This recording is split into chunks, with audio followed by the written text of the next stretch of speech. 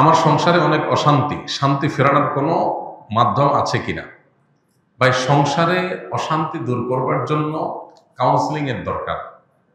স্বামী স্ত্রীর মধ্যে বা বউ শাশুড়ির মধ্যে কার সাথে কার অশান্তি হচ্ছে, এই বিষয়গুলো নিজেদের মধ্যে বোঝাপড়া বাড়ানোর জন্য, সমস্যাগুলো দূর করার জন্য নানাবিধ কাউন্সিলিং এর উদ্যোগ হওয়া উচিত। মধ্যস্থতাকারীদের মাধ্যমে সমাধান করার চেষ্টা করা উচিত। আমাদের দেশে এই সমাধানের পথটা খুব একটা নাই। আমরা নিজেদের মধ্যে ঝামেলা তৈরি হলে, সেটা তৃতীয় পক্ষ কারোর শরণাপন্ন হলে ঝামেলা বরং আরো বাড়ে।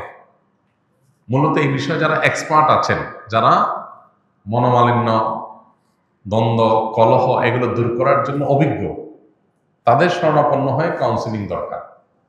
আমরা আসুন্নাহ ফাউন্ডেশন থেকে ভাবছি যে আলেম ওলামা এবং যারা এক্সপার্ট আছেন তাদেরকে কাউন্সিলিং শিখাবো, যাতে করে তারা পারিবারিক কলহ, দ্বন্দ্ব এগুলো মেটাবার এই কাজটা করতে পারেন ট্রেনিং নিয়ে।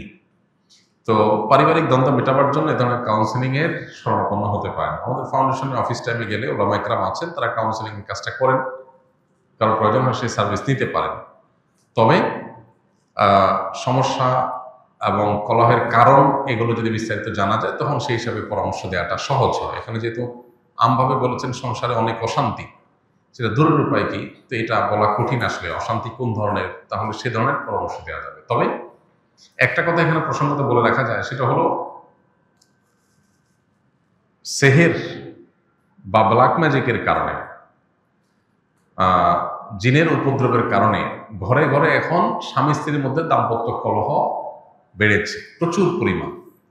অনেক অশান্তি আছে, দাম্পত্য অশান্তি এবং দাম্পত্য কলহ, যেটার পেছনে মূল কারণ হলো সেহের। স্বামী স্ত্রী দুজনই ভালো, কোনো অসুবিধা নাই, সামান্য বিষয় নিয়ে তারা তাদের মধ্যে তুলকালাম হয়ে যায়, প্রচন্ড রকমের যুদ্ধ শুরু হয়ে যায়, ঝামেলা শুরু হয়ে যায়। তো এই যে সমস্যাগুলো, এই সমস্যাগুলো তৈরির পেছনে অনেক বড় ভূমিকা থাকে সেহেরের, ব্ল্যাক ম্যাজিকের।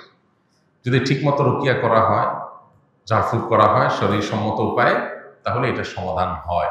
এই জন্য এই ধরনের সমস্যা, এরকম কোনো স্পিরিচুয়াল সমস্যা আছে কিনা সেটা বের করা দরকার। এটার জন্য কোনো রাখি দিয়ে রুকিয়া করা যেতে পারে পাশাপাশি। আসুন্নাহ ফাউন্ডেশন, উম্মার স্বার্থে, সুন্নাহর সাথে।